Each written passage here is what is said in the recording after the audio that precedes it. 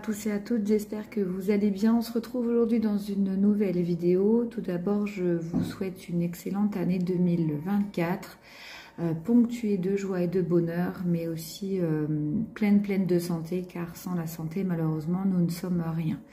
De mon côté, c'est toujours très difficile et compliqué. Mais bon, on n'est pas là pour parler de mon état de santé sur ce petit vlog. Donc on va débuter l'année 2024 avec la présentation de ce magnifique puzzle que j'ai reçu pour Noël de la marque Hibou. Donc qui s'intitule Le cabinet de l'alchimiste. Donc c'est un puzzle de 1000 pièces qui est juste splendide. Moi j'adore tout ce qui touche à la botanique, etc. Un petit peu cabinet de curiosité. Et j'adore. Donc pour l'instant, ce sont les prémices de la construction de ce puzzle avec évidemment tout le tour. Alors ce qui est bien dans cette marque de puzzle, c'est que vous avez un petit poster qui accompagne la création. Du coup c'est plus simple pour se repérer et j'ai toujours mes petits trieurs très pratiques pour pouvoir mettre de côté les couleurs, les objets et pour pouvoir réaliser le puzzle plus facilement. Donc j'en suis ici. Alors les pièces sont de très bonne qualité et je sais pas si ça rendra à la vidéo. Vous voyez, c'est un petit peu elles sont un petit peu nacrées, irisées, brillantes les pièces. Voilà, avec du carton comme ça, un petit peu, on dirait du carton recyclé. Donc ça,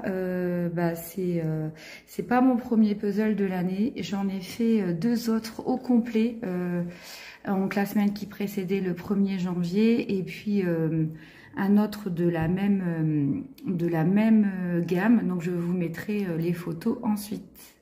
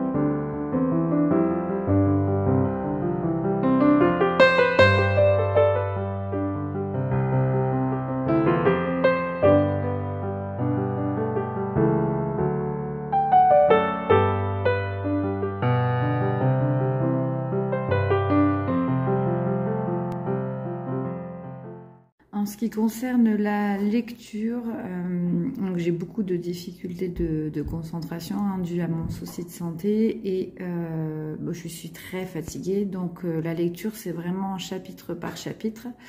J'ai fini le livre que je vous avais présenté pendant le Vlogmas. Vous savez, c'était une surprise de Noël. Alors bon, j'ai pas trop accroché, c'est un peu, bon, c'est une comédie romantique de Noël, donc faut pas s'attendre à ce que ce soit une trame très poussée et une écriture très poussée également. Bon, c'était un peu à l'eau de rose, hein, c'est toujours à la fin, tout finit bien, etc. Mais pour la période, et bon, vu le peu de concentration que j'ai en ce moment, dû à la fatigabilité, c'était parfait pour moi. Et là, je me suis laissée tenter par cette série, alors qui est, malgré que je sois quarantenaire, qui est une série Young Adult. Donc c'est Ashes Falling for the Sky, c'est le volume 1, voilà, qui m'a été offert à Noël. Donc là je viens de débuter, hein, j'en suis à la page 51.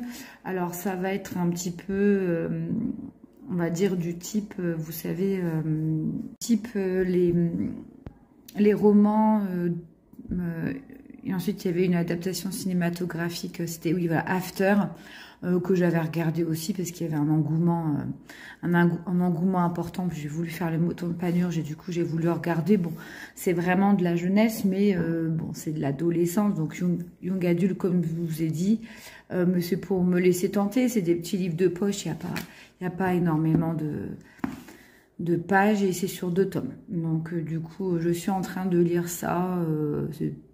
C'est peut-être un peu gnangnan, mais en ce moment, j'ai vraiment besoin de quelque chose de très léger. Donc, je pense que là, on n'est pas dans du Mérimée ou de l'Émile Zola ou du Guy de Maupassant. On en est vraiment loin de tout ça, mais c'est pour un peu me déconnecter et ça me convient bien. Donc, ça va parler d'une rencontre entre deux étudiants qui sont donc à la faculté. L'une est à la fac, donc c'est Sky, la fille, H, le garçon. Et donc là, c'est le tout début de l'histoire, c'est l'entrée à l'université et leur rencontre. Et on voit déjà que ce sont 2 personnalités qui détonnent. Et apparemment, ce garçon qui est sur la couverture est très inaccessible. Mais la jeune fille a une personnalité qui fait qu'il va peut-être se laisser tenter. Donc voilà, c'est vraiment pour vous faire une petite... un petit résumé de ces premières pages. Et pour finir, je viens juste d'aller récupérer, enfin, Amazon vient de sonner, donc c'est ce livre de Julia Barthes, La Reine du Noir. Alors, je ne sais pas si vous pouvez voir, mais vous voyez, c'est tout brillant. Des éditions Sonatine. Alors, ce livre-là, parce que moi, je suis le YouTube de Piketty Booking, parce que j'adore lire également, c'est une de mes grandes passions. Et elle en a fait elle en a parlé dans un de ses vlogs et elle en a fait un très très bon retour. Donc apparemment c'est un petit peu, on va dire que c'est un petit peu gothique, peut-être un petit peu trash, un peu manoir hanté, etc. Donc je vous mets un petit peu le résumé pour que vous puissiez faire pause et lire. Bon, c'est un livre quand même qui coûte 24,50 €, donc je remercie énormément mon frère qui me l'a offert, parce qu'en ce moment avec l'arrêt maladie, financièrement c'est un petit peu compliqué. Voilà, donc c'est un gros pavé, donc je pense que je le lirai quand je serai voilà, moins fatiguée, etc. Mais j'ai en tout cas très hâte de le lire. Donc je vous remets, c'est de Julia Barthes, La Reine du Noir. Pour vous faire une petite rétrospective de mes puzzles que j'ai actuellement. Donc j'ai celui-ci, Le Bel et la Bête, qui a été réalisé. L'Aristocha n'a pas été fait. Donc Le Bel et la Bête a été fait. Le Falcon, le magasin a été fait.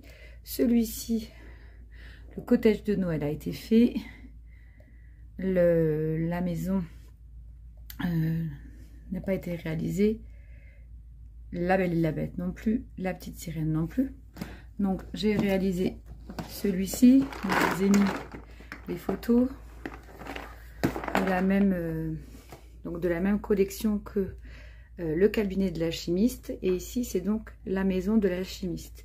Et si vous êtes observateur, observatrice, vous verrez qu'en fait, cette pièce-là est le zoom de ce que je suis en train de réaliser.